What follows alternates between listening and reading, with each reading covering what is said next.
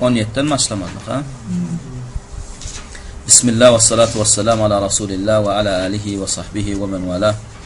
İnşallah Teala Şeyhülislam Muhammed ibn Abdülvahhab rahimehullah'ın Sittetul Usul Altatılliye'nin 4. aslının näme bir bölümünde durupdyk. Odur onu yermeden näme ve beyanu men teşebbehe bihim ve leyse minhum. Yani ilmin şeriatta ilim diýilende näme gözüne tutulýar, haýsy ilim gözüne tutulýar we ulama diýilende haýsy ilmin ulamalary gözüne tutulýar, onu bilmelidik we onu bilenden soňam alim däller we alim syraýanlar we molla syraýanlar we olaňam näme hakykatyny kimdigini tanamalydyk. Sebäp diýsen näme hakyky alim tanamasaň eýem näme onuň berýän ilmi saňa ters bolýar. شرح النمامة المقصود بيان من تشبه بأهل العلم وليس هو من أهل العلم إنما يحاكي أهل العلم ويتشبه بهم وهو لا يملك رصيدا من العلم وهذا ضرره عظيم على نفسه وعلى الأمة دي. نام بشيخ محمد ابن عبد الوهاب رحمه الله قدام تتيان بعد نام عالم دال آدم نرم تنمقلق نام حكمان يعني سبب تيزن دي المقصود بيان etmeli kim alımlara mengdecek bol ya ve ödem alımlar yani näme inma yuhaki yani näme şolong gurleýşi alyp gurlayan bol ya käbir näme akylly sırap gurlaman gowar ya yuhaki ahlul ilm yani alimlara mengdecek bol ya ve yeteşebbehu bihim ve huwa la yemliku rasidan min al-ilmi amma haqiqatda da näme alımdan zerre kadar hiç saat näme ýok şonlar ya. Ne bu adam inem hükmani surata tanamaly. Sebäp diýsen näme hemme kişi gowa meňdäsi gelýär. Şondan dälem bolsa. Bular tanamal näme şuň sebäpden we hada zararhu azimun ala nefsihi we ala al-umma sebäpden bulan näme ödüne we ummata gaty ziyan kan, zeper kan. Lennehu yaqul ala Allah bighayri ilm. Näme şuň ödüne ziyan we sebäpden bul Allah'ın dinini, Allah'ın hakkını alımsız gurlaýar. Allah'ın hakkında Allah'ın dinine alımsız gurulamaklyk aýan bu näme en uluguna alan biri. Ve yudillin nase bi gayri ilm ummatuna madiyan ve alımsız aýan ummatuna adamlaryň näme adaşmagyna sebäp bolýar.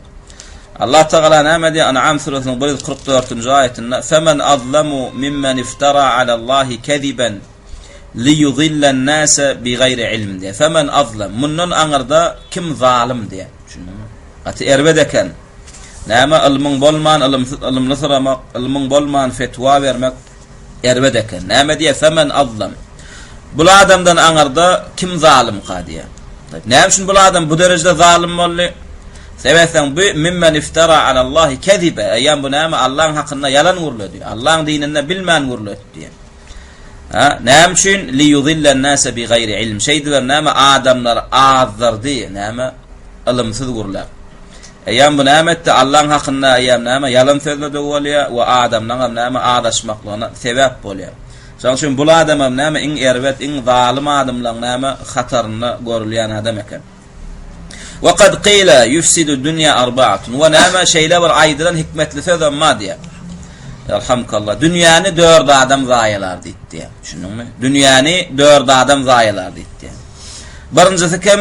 Nisfu faqihin. Näme bişmedik nahuçy. Bişmedik näme dilçi. Nisfu faqih. Nisfu faqihin. Birincisi kim? Yarım alim. Nisfu faqih diýdi, yarım alim. İkincisi kim? Wa nisfu nahwi. Yarım näme nahuçy. Bişmedik näme arap dilini näme öwrenýän. Wa nisfu tabibin. Yarım tabib. Yani doli näme tebiplik ilmin cemlemedik. Ve nisfu mutekellim diye. Ve näme dolu gurlamany öwrenmedik. Hada yufsidul buldan ve hada yufsidul lisan. Hada yufsidul abdan ve hada yufsidul adyan. Yani kıraatlar näme 4 tane kıraat yurtlar näme diye fesad etýär. Anama diller fesad etýär, bedenler fesad etýär we näme dinler fesad etýär. Şu dördüň näme ýani alim adam, dini alim bolsun, faqih diýdi, dini alim. Nahwi diýdi näme arap diliniň alimi. Tabip diýdi näme ýa beden alimi.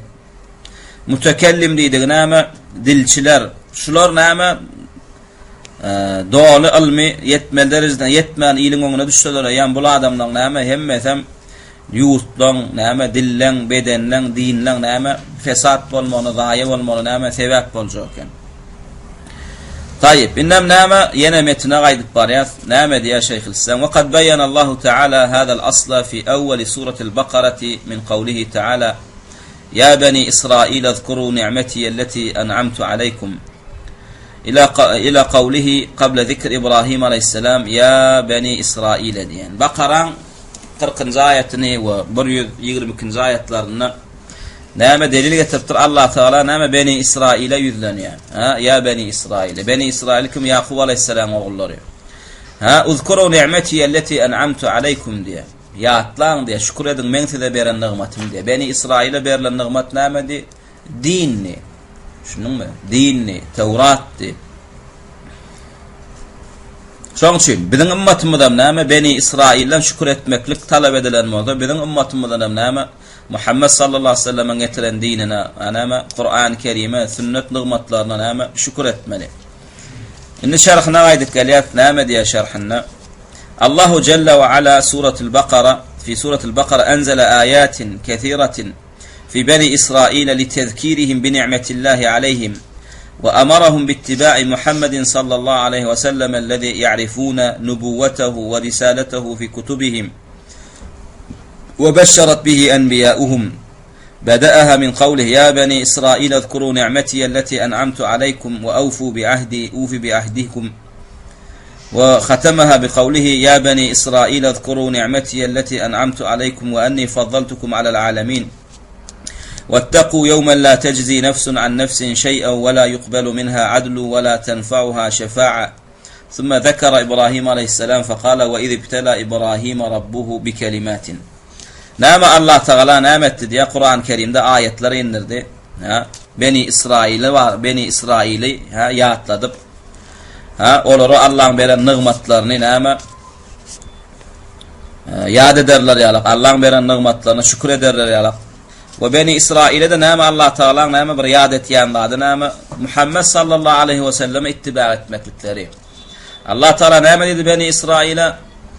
Yani Tevrat'ta buuşlanan ve näme İncil'de buuşlanan näme Muhammed sallallahu aleyhi ve sellemin geleceğine Allah Teala Kur'an-ı Kerim'de de näme ya beni İsrail İsrail oğulları näme siz Allah tarapyn size berilen nigmatlar ýatlan sizin näme kitabınızda agdalan Muhammed sallallahu aleyhi ve sellem emri näme ittiba edin eýerin iman edin sebäp diýsen siz olar näme Muhammed sallallahu aleyhi ve sellemin peýgamberliginden bilýärdiler we onuň näme haqiqi Peygamber uğradylanlygyna näme öz kitaplarını okuýardylar. Hatta peygamberlere näme entek Muhammed sallallahu aleyhi ve sellem gelmedinden öň olara näme buuşlatdy. Onuň ýanky okulan näme ayetler getirýär. Soň aşagyndan näme kullu hadihi'l ayat ma beynel ayetil ula wal ayetul ahira ayatun kesiratun kulluha fi bani İsrail litezkirihim bi ni'metillahi bi irsalir rusul ve inzalil kutub ve enel wajibe aleyhim en yu'minu bi Rasulillahi Muhammed sallallahu aleyhi ve sellem. Yani okulan ayetlerin hemmesinde näme var diye Allah Teala beni İsrail'e näme Allah Teala onlara beren nigmatlaryny ýatlatdy. Allah onlara beren nigmatlaryny näme iň ulusu nämedi? Olaň arasyndan saýlap peýgamberler uğratdy. Olara näme kitaplar indirdi. Şoň üçin beni İsrail'in hakynda da näme wajipdi Muhammed sallallahu aleyhi ve sellem'e näme peýgamberine iman edip oňa eýermeklikdi. Edil beni İsrail'e peygamber uğratmaklyk nigmat bolýan bolsa, beni İsrail'e peygamber uğratmaklyk, kitap uğratmaklyk nigmat bolýan bolsa, şo beni İsrail'e berilen nigmat Muhammed ümmetine de berilmedi. Bize de peygamber geldi, bize de kitap geldi. Şolara şükür etmeklik wajip bolýan bolsa, bize de näme Muhammed sallallahu aleyhi ve sellem peygamber edilip uğradylmagyna şükür etmeli. Ve Allah Teala bize Kur'an-ı Kerim berenine şükür etmeli. Ýöne nädip şükür etmeli biz? Muhammed peygamberin näme bize peygamber edip uğradylanlygyna we oň ýanyndan Kur'an-ı Kerim'in uğradylanlygyna biz şükür etjek bolsak nädip şükür etmeli? Nädip şükür edemizde biz näme şükür etdik hasaplanýar. Ulamalar näme diýär şükür bolmaýar ta 3 tanyk näme şerti jemlenýänse. Şunuňmy? Ýöne dille näme Allah'ın edene şükür etjene şükür söz kawullar. Ulamalar agdya şükür boljak bolsa näme Allah'ın ýanyna kabul edilecek olan 3 şerti bolmaly. Birinji şerti näme? Adam hakykatdan hem yüreği bilen näme etmeli? Begenmeli we näme etmeli? Kabul etmeli. Şo nigmatyň näme? Allah'dan gelenligine. Şo Muhammed sallallahu aleyhi ve sellem Allah Teala bize peygamber edip uğratdy. Biz şoňa şükür etjek bolsak birinji bilen biz yüreğimiz bilen begenmeli şu Muhammed sallallahu aleyhi ve sellemin näme gelenligine ve Kur'an-ı Kerim'in gelenligine, şu İslam dininin berilenligine ve näme şu zatlar has dine Allah'dan bize rahmet edilip näme iňirlenligine näme yürekden iman etmeli. Hükmani suratda boyun almaly, içmeli. Bu birinji şerti. İkinji şerti näme? Şu kalpda oturan yankı näme? Şükür, yankı, inanç näme? Dilimide gelmeli. Dille de näme? Ey Rabbim, sana näme? Ömrümüz ötüýünçe näme? Hemme dillerde sana sena bolsun, şükür bolsun. Bize Muhammed sallallahu aleyhi ve sellem peygamber edip uğradyňa, bize Kur'an-ı Kerim uğradyňa, bize tawfik hidayet berip, bize näme? Milyonlarça kafirlaryň içinden saýlap bizi musulman edenliğine, o peygamberin gapdanyn Kur'an, hadis uğradyňa näme? Sana şükür bolsun diýip dilimizde de şu şükürü aýtmaly hükmani suratda. Bu ikinji şerti. Üçüncü şerti näme? Şu şükür eden zadymyzyň näme? Buyuran zadyna gelmeli, gaýtaran zadyna hem gaýtmaly. Biz Muhammed sallallahu aleyhi ve sellemin peygamber edilip uğradyna şükür etdikmi ýürek bilen? Etdik. Dille de şükür etdikmi? Etdik. Indi bedenle nädip şükür etmeli? Şu Muhammed sallallahu aleyhi ve sellem buyuran zatlaryny etmeli. Gaýtaran zatlaryny hem gaýtmaly. Ana şu 3 şekille näme? Şükür edilse ýürek bilen, dil bilen, beden bilen şonu hakyky sen şükrana gul bolýar. Ve edil şoňalyk näme? Kur'an-ı Kerim'in hem näme? Şükürni edip ýerine ýetirmeli, yürekden iman etmeli, begenmeli. O şoň näme? Bize Allah'dan iňenligini näme? Kabul etmeli we dille de aýtmaly. Biz şeýle bir ummat näme? Allah Taala bizi beýlekilerden näme? Kur'an bilen aýratyndy. Biz İslam bilen aýratyndy. Şunam näme? Yüreğimizde etmeli we dilimizde çykarmaly. Wa aleykum assalam. Daşky dünýämizde nädip bildirmeli? Şu hakykatdan biz yürekden, dilden şükür etýänimizi Kur'an'ın hemme halal diýenlerden halal diýip kabul etmeli. Kur'an'ın hemme haram diýenlerden haram diýip kabul etmeli we gaýtmaly. Kur'an'ın birinji buyuranlaryny ýerine ýetirmeli. Kur'an'da birinji buyruk, birinji farz, birinji wajib näme? Bir Allah'ny birlemek. Kur'an-ı Kerim'de birinji gadagar edilen, birinji haram edilen zat näme? Şirk. Allah Teala näme diýdi? Wa'budullaha we la tuşriku bihi şeý'a. Ve näme? Bakarada da birinji ey adamlar diýip ýüzlenen ayet näme? Ya eyyuhan nas. Allah Teala'nın birinji ýüzlenme ayet. Ey adamlar diýip Allah'ın Kur'an-ı Kerim'de birinji ýüzlenen ayet Bakarada. Ya eyyuhan nas u'budu rabbakum diýdi. Ya eyyuhel mu'minun nimedi. Birinji ayette näme? Hemme adama, beşeriyete ýüzlenip Allah näme diýdi? Ey adamlar, bir Allah ibadet edin diýdi. Ana biz şuňalyk şekilde şükür etsek, ana şonu biz näme? Hakyky Allah Taala näme? Şükür eden bolýar. İslam dinine şükür etjek bolsak näme etmeli? Iň uly nigmat näme? Ni'matul İslam. İslam nigmatyndan ýokarda nigmat barmy? Ebeden. İslam nigmatyndan ýokarda nigmat ýok. Indi biz şuna şükür etjek bolsak näme etmeli? Biz öz musulmanlygymyza yüregimizden begenmeli. Ve Allah Taala bize şu İslam dinine berenligine gaty sag bolsunlar aýtmaly. Gaty şükür etmeli. Kafirlaryň, käbirleriň näme? İslam terror dininiň üçin öz içimizden näme? Utanmalar, gynanmalar. Biziň dinimiz şuňalyk din aý. Şunuňmy? Biziň dinimiz başga din bolsa-da gowy boljakdy. Adamlar bize terror diýmezdi.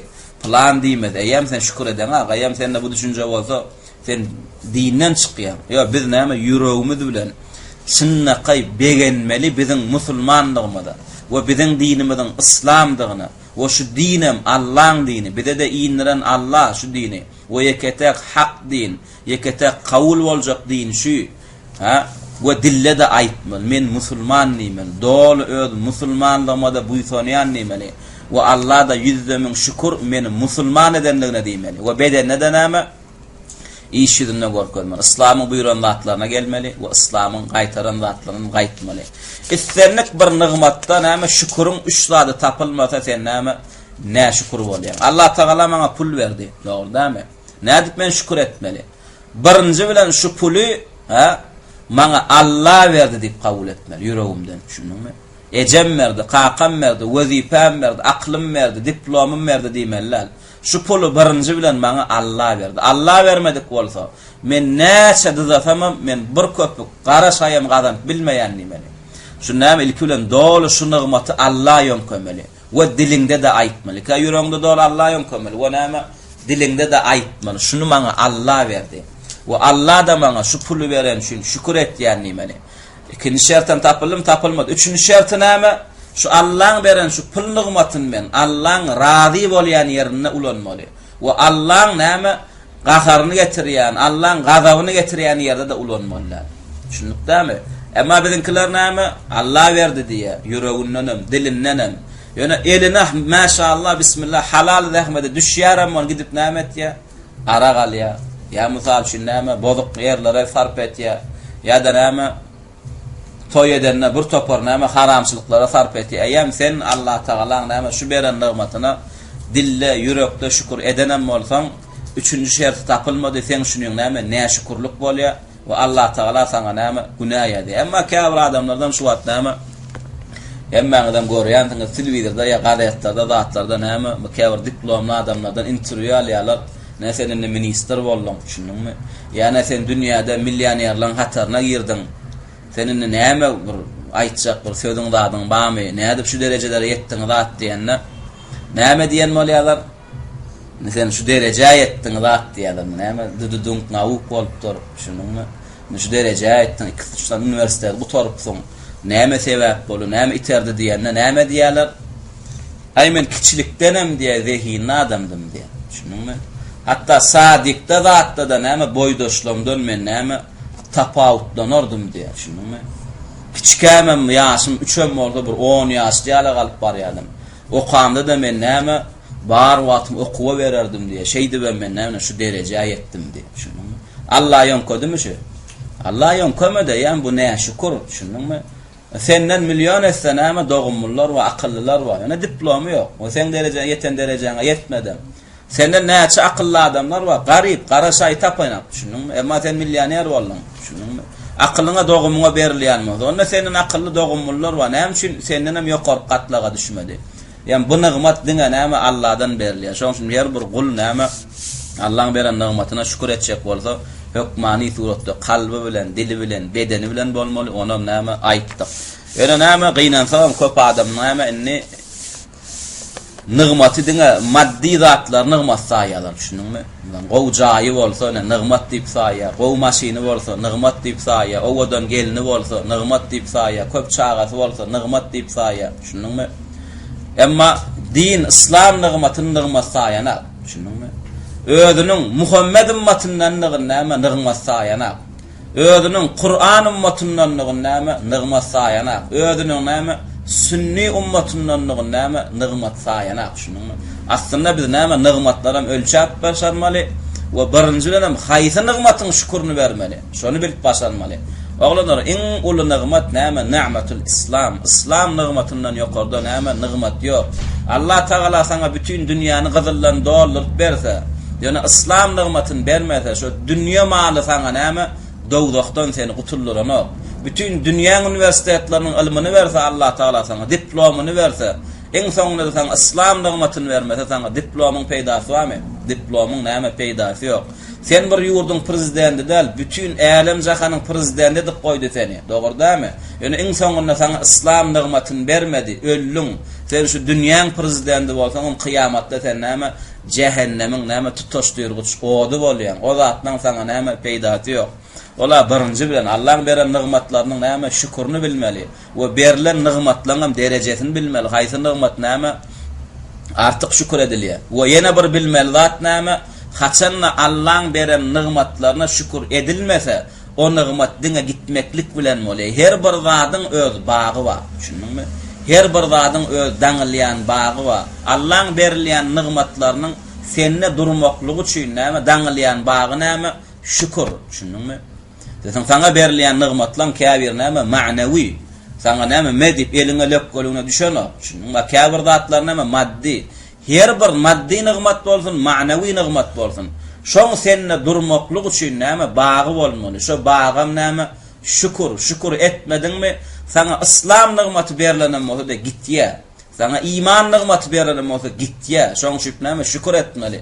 Allah Taala sana beren nigmatlaryny depelemeklige ursat bermeýär, şunuňmy? Haçan sen Allah'ın beren nigmatlaryny şey dip saklasaň, şükür etsen, dol näme hak hukugyny berja etsen, şonu Allah Taala näme diňe o nigmatyny sen çäklendiren akdanym yine sana arttırmaklık bilen moli Allah Taala sebäp sen eýem sen şükrana kul ekenin. Allah Taala'nın berýän nigmatlarynyň näme gadyryny bilýän kul ekenin. Emma haçanna Allah sana nigmatlar berenler. Şunun senem o nigmatlary depelesen, äsgermeslik etsen Allah Taala näme etýär? Gaňryp sen elinden alýar. Delilimiz var mı wada? Delilimiz var. Allah Taala Kur'an-ı Kerimde näme diýär? Ve le in şekertum diye. In edat şart doğru değil mi? İdinen fi'l şart geldi. Ve le in şekertum näme diýdi? Le ezidennekum. Şunun haçanna siz meniň beren nigmatlaryma şükür etseňiz men onu artdyrarym diýdi. Şükür näme berilen nigmaty öňküden ömmeter näme artdyrýan eken. Emma nä şükür bolsak näme? Ve le in kafartum emma men beren nigmatlaryma nä şükür bolsaňyz näme diýdi? Inna azabi näme leşedid diýdi. Meniň azabym gaty agyr diýdi. Görýärmi? Haçanna nigmata şükür etseň hem sogap hem yine artık alýar. Emma berilen nigmatlara nä şükür bolsaň, nigmat gitýär we üstüne de näme azab alýar. Şoň üçin biz näme bilmeli Allah'ın beren näme nigmatlarynyň gadyryny, iň uly nigmat nigmatyl İslam. Iň uly nigmat näme biziň näme peýgamberli bolmaklygy. Biziň peýgamberimiz we alhamdulillah. Biziň näme ummatymyz we biziň Kur'anymyz we biziň kıblamyz, biziň näme bir jemgyýet, bir ummat, Muhammed näme ummaty we biz şu zatlaryň näme hukmany suratda şükür etmeli. Bu nigmatlardan näme iň uly ýene bir nigmatymyz we näme ol nigmatym? Ha? Iň uly nigmatymyz näme?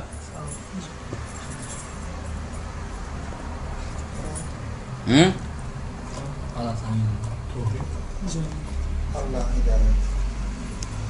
Hidayet tapdyk biz bu nigmat. Ha? Wagtdan tapdyk bulam nigmat. Bundan hem ýokda biziň bir nigmatymyz bar. Biz ýanky agdalan nigmatlaryň içine şu nigmaty agdamadyk. Iň uly nigmat bar. Allah Taala cemaat. Ondan hem ýokda bir nigmat bar.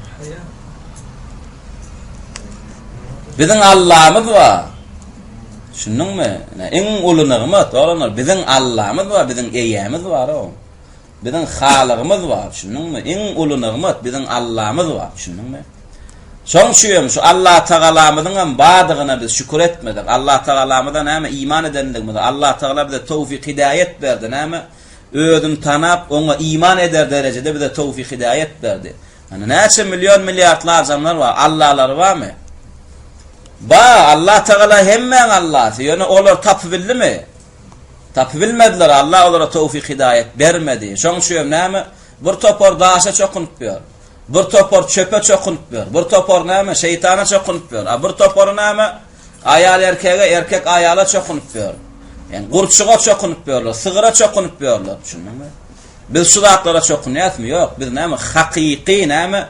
Hemme zadan hak ilahi bolan, hemme zadan Rabbi halygy bolan hakyky Allah çokunýar. Hakyky Allah ibadet etýär. Nädip biz tapdyk şu Allahny? Akylly bolanymyz üçinmi? Dogumly bolanymyz üçinmi? Ýok, Allah Taala bize hayır istedi. Bizi söýdi, şunuňmy? Şoň şuň bize näme tawfik hidayet berdi. Hakyky Rahman Rahim atly göden atly sypatly Allah Taala'ny Allah bize öýdümüzi näme bize näme öýdün tapmaklygy, öýdün tanamaklygy näme tawfik hidayet berdi.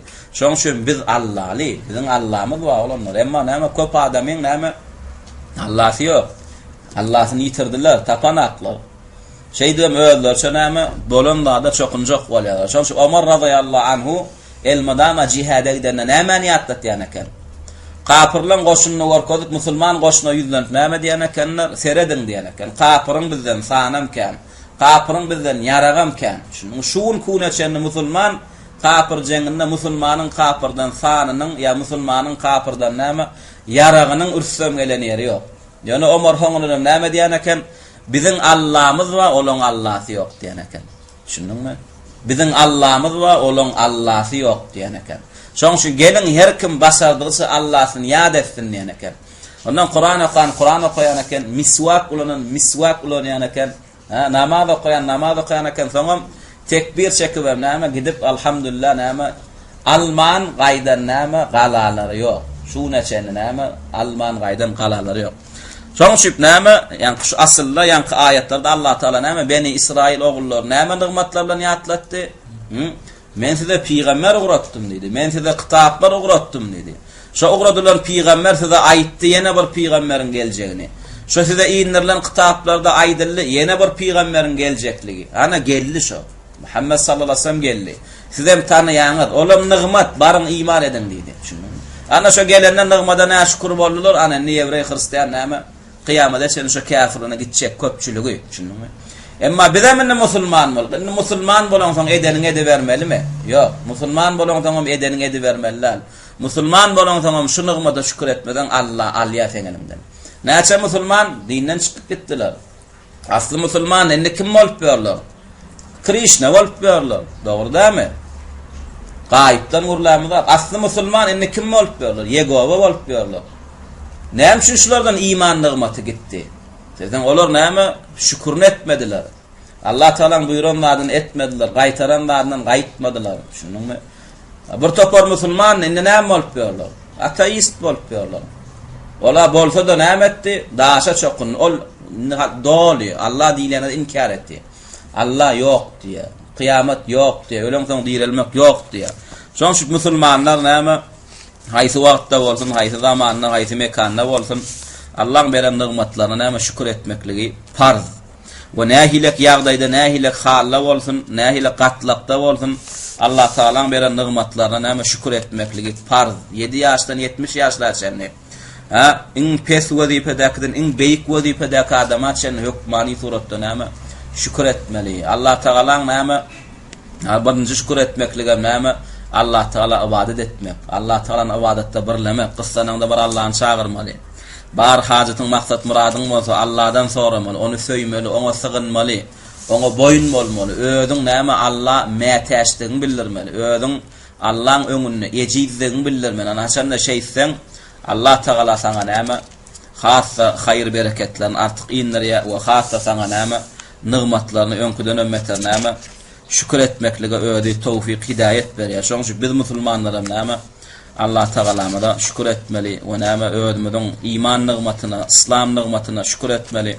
Haçanda bizden kalbymyzdan näme şu nigmatlaryň gadary gaçy berse, näme etmek bilen bolýar? Allah Taala şu nigmaty bizden elimizden näme almak bilen bolýar. Tayyip.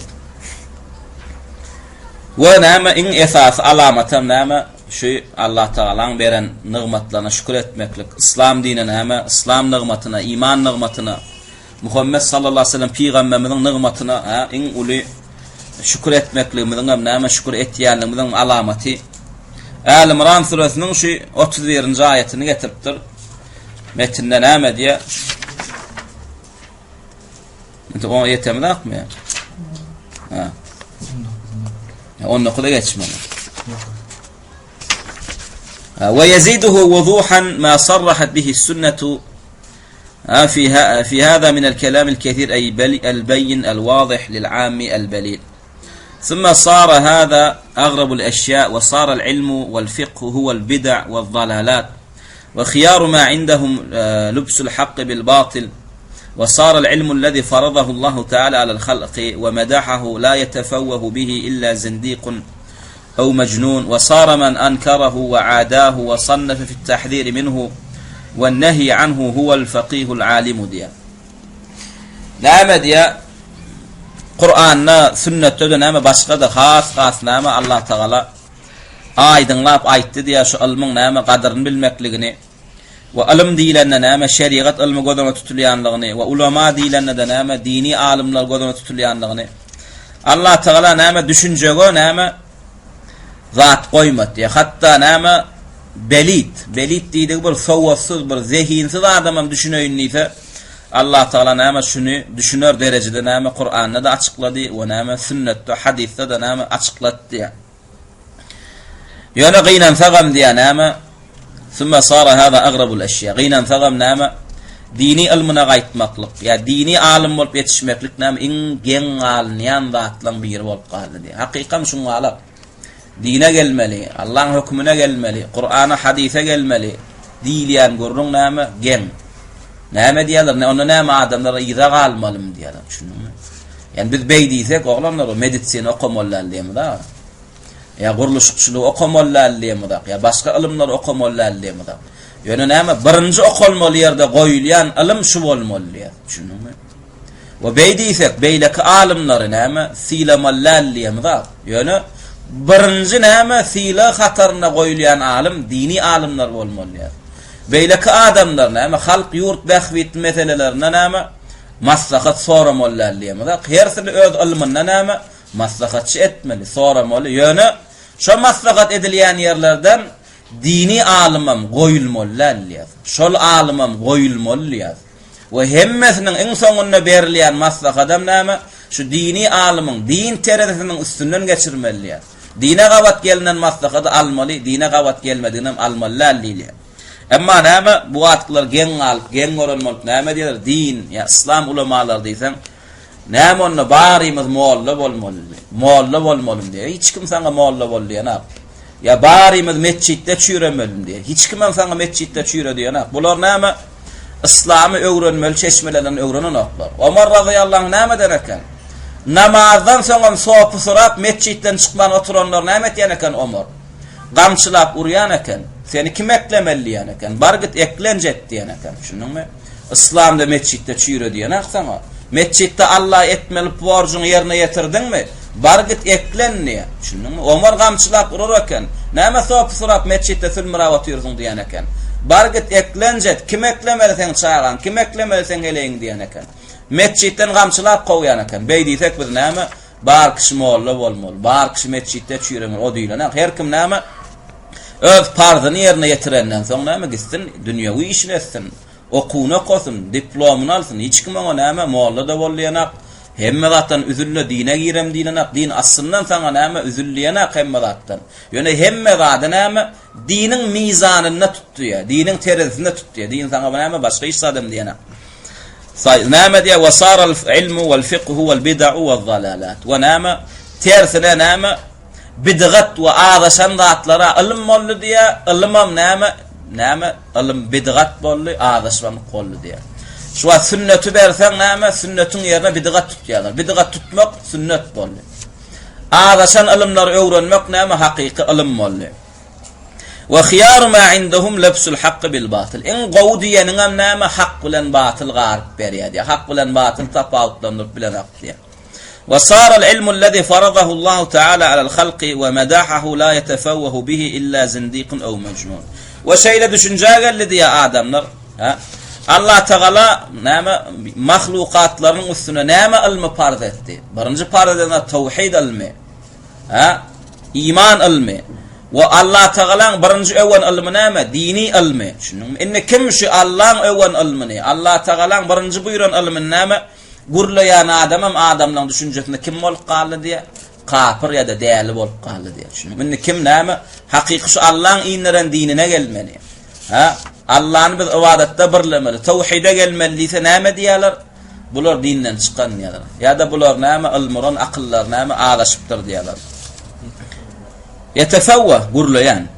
Inne kim näme ýankyna şu biziň çağırýan dadymyzda gurlasa näme? Oňa ýam zindiq diýerler. O dini başga, dini ýoýançy, ingliýsden şpiony.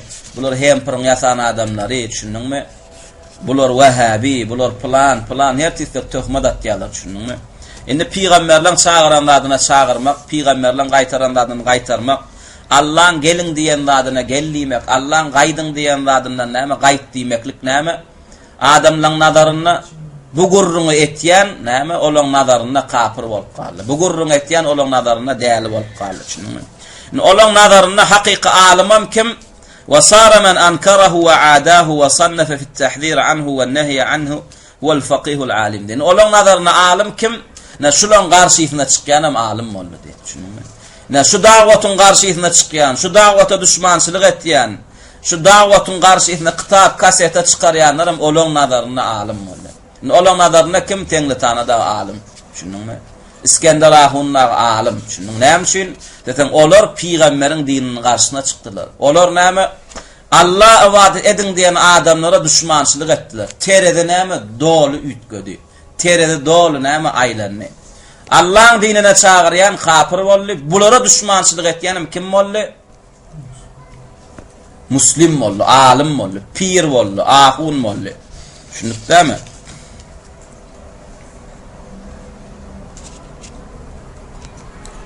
Goýa şu wagtky asrymyda näme ýazylan kitap ýalap şunu.